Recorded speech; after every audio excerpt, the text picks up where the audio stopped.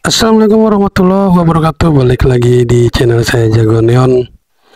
Baik guys, jadi pada kesempatan hari ini alhamdulillah saya masih dikasih sehat dan semoga teman-teman dalam keadaan sehat juga dan selalu diberikan rezeki yang banyak dan barokah. Amin.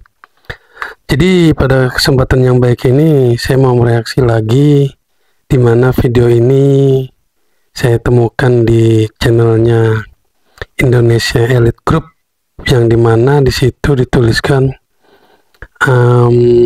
ketakutan warga Malaysia mulai berdampak ketika warga Bangladesh menguasai kota-kota besar di Malaysia. Nah, seperti apa? Langsung aja video lengkapnya kita saksikan sama-sama.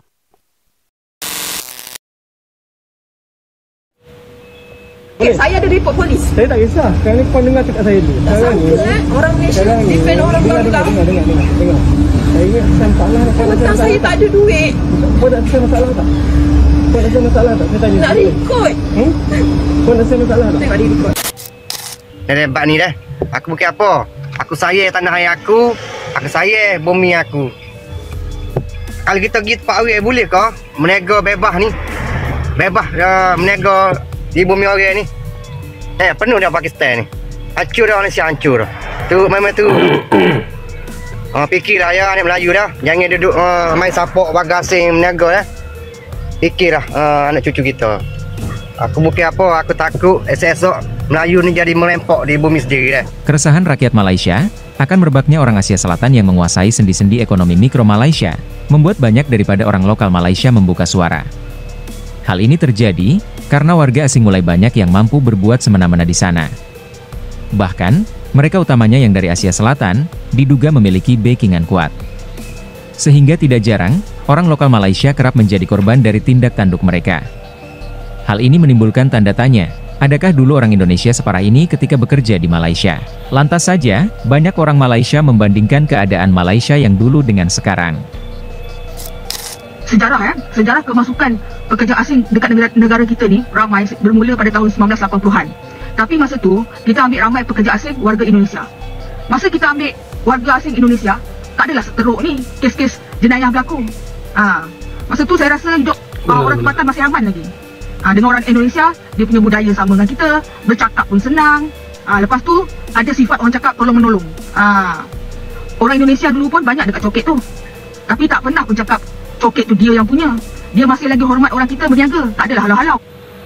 Ya, benar sekali ya. Kalau dulu kan banyak sekali TKI dari Indonesia yang bekerja di Malaysia ya.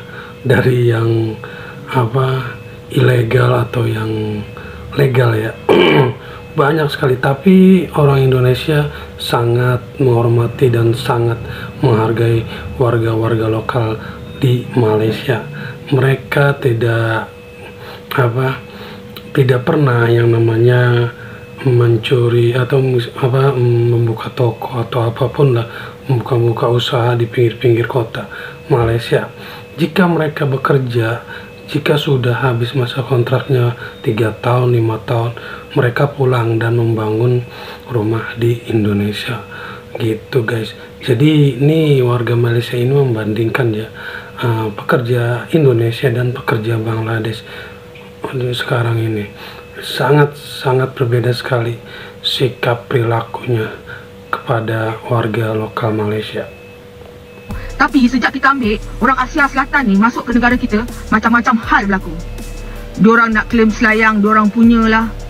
Diorang nak klaim Sungai Buloh, diorang punyalah. Lepas tu diorang tak boleh terima hakikat. Diorang langgar undang-undang. Meniaga sesuka hati. Lepas tu apa lagi? Bawa kenderaan sesuka hati. Ganggu-ganggu orang tempatan dekat Sungai Buloh dan Selayang sana. Itu yang membuatkan rakyat marah. Kalau diorang baik dan hormat macam orang Indonesia tu dengan rakyat tempatan, mungkin kita diam. Mungkin kita tak adalah marah sangat. Tapi kalau kita tengok statistik peningkatan jenayah warga asing kali ni memang tinggi berbanding tahun 1980-an dulu. So sebagai rakyat Malaysia yang dah rasa tak aman dah sekarang ni, fikir-fikirkanlah apa yang perlu kita lakukan untuk kita sama-sama membasmi isu ni. Fikir-fikirkanlah, betul tak korang? Okey, saya ada report polis. Saya tak kisah. Sekarang ni kau dengar cakap saya dulu. Tak sangka orang Malaysia defend orang Bangla. Dengar. Saya ingat saya masalah. Tentang saya tak ada duit. Kau nak saya masalah tak? Kau nak saya masalah tak? Saya tanya. Nak record. Kau nak saya masalah tak? Tengok dia record. Assalamualaikum, Ila nak tanya pada yang Arif. Ila tak tahu macam mana sistem dalam mahkamah ni. So masa sebutan pertama 1 bulan 6 tu Ila memang datang seorang. Dan Ila datang memang dalam keadaan tangan kosong dan hanya bawa IC sahaja. So masa dalam mahkamah barulah mahkamah bagi Ila surat. Jadinya alasan Salman tak datang dia sebab dia dalam Bangladesh. Tapi Ila memang bagi tahu sebelum dia pulang ke Bangladesh lagi Ila dah bagi tahu. Tapi Salman cakap dia akan balik ke Malaysia semula 29 bulan 5 tu lah sebelum tarikh sebutan kami tu. Tapi last Salman dia sambung lagi tiket dia tak nak balik lagi Malaysia. So dia tak datang lah pada sebutan pertama. Jadinya hari ni sebutan kedua, bila dia datang dia bawa lawyer pula. So lawyer dia cakap depan hakim, pihak plaintiff tak bagi surat pun pada Salman. Jadinya dia nak tangguhkan lagi kes ni pada next month pula. Lagi sebulan lebih Ila kena tunggu. So Ila terkejut dan Ila tak boleh nak lawan depan hakim. Bila luar mahkamah Ila betul-betul marah dan Ila memang cry gila. Ila tanya dia punya lawyer, kenapa awak cakap depan hakim saya yang tak bagi surat, sedangkan saya pun tak dapat surat. Saya dapat masa sebutan pertama saya datang tu je. Dan dia kata mahkamah tak bagi surat pun pada Salman. Dan Ila kata kenapa tak cakap depan hakim macam tu? Kenapa nak kena menyalahkan saya depan hakim seolah-olah saya yang tak bagi, saya yang salah, saya yang tak bagi surat. Lepas tu lawyer dia marah Ila pula. Awak jangan nak buat masalah ya dekat mahkamah ni, atau awak nak saya panggil polis. Dia cakap macam tu. Jadi Ila rasa betul-betul Ila dipijak sebabkan Ila tak ada duit. Ila tak hire lawyer, Ila tak ada duit. Dan dia dibayar oleh Salman. Dia boleh buat sesuka hati walaupun Ila yang mangsa dalam kes ni. Ila tak pernah buat tuntutan nafkah apa pun.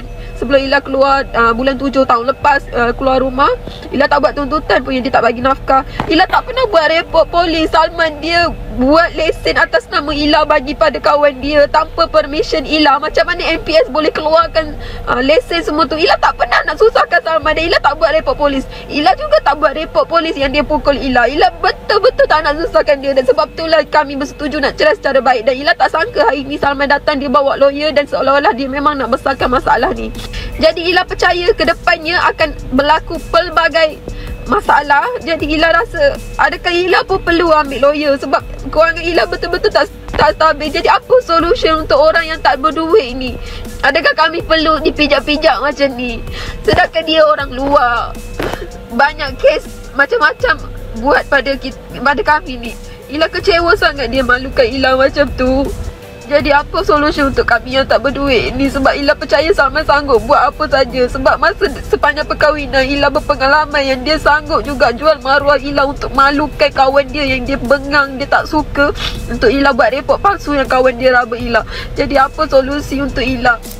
Bila itulah seorang lelaki Rohingya yang mendapat manfaat dari kad UNHCR berani pula mengecam NGO tempatan sepelas di akaun TikToknya. Aksi ini telah mencetuskan kemarahan rakyat Malaysia yang mempersoalkan haknya untuk bersuara dan menegur tindakan NGO Malaysia. Majoriti rakyat Malaysia yang berstatus warga negara membayar cukai, memiliki IC dan hak mengundi, merasa bahawa suara mereka lebih sah dan berhak. Namun lelaki ini nampaknya lupa bahawa dia hanyalah seorang penceroboh tanpa hak yang sah untuk bersuara mengenai isu dalam negara ini. Mengimbas video-videonya yang lain, dia kelihatan memandu kenderaan tanpa lesen yang sah dan dipercayai menjalankan perniagaan haram di Malaysia. Sikap ini menimbulkan kebencian dan amarah rakyat Malaysia yang merasa tindakan lelaki tersebut sangat tak sedar diri. Lebih ramai yang menyatakan keinginan untuk meludah ke mukanya kerana tindakannya yang seolah-olah dia berada dalam hak penuh sebagai warga negara Malaysia. Untuk para penceroboh, warga asing dan pelarian tanpa status sah di Malaysia, fahamilah bahawa undang-undang jelas menggariskan mereka tidak mempunyai hak untuk memberi teguran kepada rakyat atau NGO tempatan. Kehadiran mereka sendiri sudah merupakan satu pencabulan kedaulatan negara, apatah lagi untuk campur tangan dalam hal dalaman Malaysia. Hak untuk bersuara memang penting, tapi ia datang bersama tanggungjawab untuk menghormati undang-undang dan kedaulatan negara yang mereka diami. Sikap sesuka hati Rohingya ini hanya memperlihatkan betapa tidak sedarnya dia akan status dirinya sebagai pelarian, kehadirannya tanpa sumbangan atau manfaat kepada negara. bukan sahaja menimbulkan kerisauan tetapi juga menambah kebencian rakyat tempatan yang sudah cukup sabar dengan kehadiran mereka di sini. Kalau betul nak hidup senang, mungkin perlu fikirkan semula kedudukan dan status yang layak untuk buat dirinya sendiri sebelum berani sama rakyat Malaysia. Apa ni turis datang, dia orang ambil angka gambar 1-2 keping apa semua. Udah bersatu aja tuh mah. Warga Malaysia usir rame-rame. Jangan dibiarin nambah-nambah brengos yang ada nih warga-warga apa dari Asia Selatan ini. Nggak usah takut tuh, kalau di Indonesia mah nggak pakai lama dah itu habis yang ada di apa namanya diusir-usirin. Protes aja ke ini, pasti ada sesuatu yang di belakang permainan dari entah dari pemerintah atau dari apa ya, kita nggak tahu lah ya, karena mudah sekali mereka pada berbuka usaha di sana ya, sungguh sangat memprihatinkan. Dia orang dapat lah sikit duit belanja semua kan. Itu cari makan. Dia orang bukan apa buat. Ini tomboy satu ni, sial kau. Budaya mereka itu 24 jam tuduh warga asing. Dia orang Malaysia lah. Tengok tu bapang kau orang. Semua tu tengok tu dia orang punya tangan IC, nampak tu. Lu itu udah orang Filipina lah, Kamboja lah, Myanmar lah, Bangla lah, Pakistan lah, Malaysia lagi nih. Macam-macam kau tuduh. Dekat sini cari makan semua, juru kamera semua ni. Saya buat video ni untuk tujuan untuk ni tomboy ni. Nah, ni tomboy kan, ni perempuan ke lelaki apa saya pun tak tahu. Sebab ni 24 jam dia maki. Udah kayak kota apa ya, kota dari negara Pakistan atau negara Bangladesh ya, seperti kota, udah bukan kota Malaysia itu jatuhnya. Dulu kan kelihatannya warga-warga Melayu yang membanjiri di setiap pinggir-pinggir kota, tapi sekarang ini benar-benar ya, ini harus benar-benar diberantas yang begini. Untuk pemerintah Malaysia nih atau warganya harus benar-benar terus tegur pada pemerintah agar bisa tidak semakin membanjiri warga-warga dari Asia Selatan ini. Kamu apa semua dengan warga asing. Jadi saya pun warga asing, saya pun rasa juga. Dia you kalau mau maki ada salah tak salah, you satu kali semua hantam dengan warga asing, itu satu. Oh, yang mana yang sayang dengan you, yang mana yang banyak rapat dengan you, yang siapa yang dia bagi makan dengan you, dengan dia orang you banyak puji. Ini saya cakap dengan ini tomboy ini. You tadi buat satu video, tengok ni depan ini dengar ni ya. You tadi you buat satu video, you cakap apa? Bagi tahu dengan kerajaan Indonesia saja. Warga asing, Indonesia saja masuk. Sebab Indonesia banyak baik. Indonesia banyak sayang you. Sebab tu Indonesia warga asing kalau pekerja dalam Malaysia kalau nak masuk Indonesia saja. Yang lain jangan masuk. Lepas tu pula ini ustaz tengok ni. Siap malam dia maki hamur, panggil anjing, panggil babi, panggil lembu, semua dengan warga asing. Tengok makan besar dengan warga asing duduk. Itulah you orang semua orang dah tahu dah. Rakyat Malaysia dah tahu you orang semua ni politik. Faham tak? You orang semua ni psikologi tahu, psikologi. You orang punya otak ni psikologi. Satu orang lepas tu ugu dengan ini apa ni warga asing, mau pergi bising-bising dengan kedai warga asing. Lepas tu bila dah bising apa semua, warga asing semua jadi wah makan besar. Lepas tu you pula buat satu video, you kata Indonesia saja masuklah pekerja, lain negeri jangan masuk. Wow, macam ni ya. Macam ni kah? Ya guys, jadi itu ya video-video apa, ada beberapa warga yang merekam di salah satu kota di Malaysia ya, yang memang benar-benar dibanjiri warga-warga dari orang-orang Bangla, mungkin Pakistan atau Rohingya ya, atau mungkin Myanmar.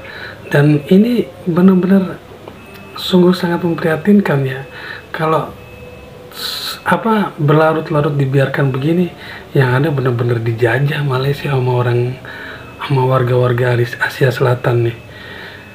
Oke guys, sekian dulu video kali ini, semoga memberikan informasi bermanfaat. Jangan lupa untuk di subscribe channel Jagoan Neon dan subscribe juga channelnya Indonesia Elite Group, like sebanyak-banyaknya. Akhir kata, wassalamualaikum warahmatullahi wabarakatuh.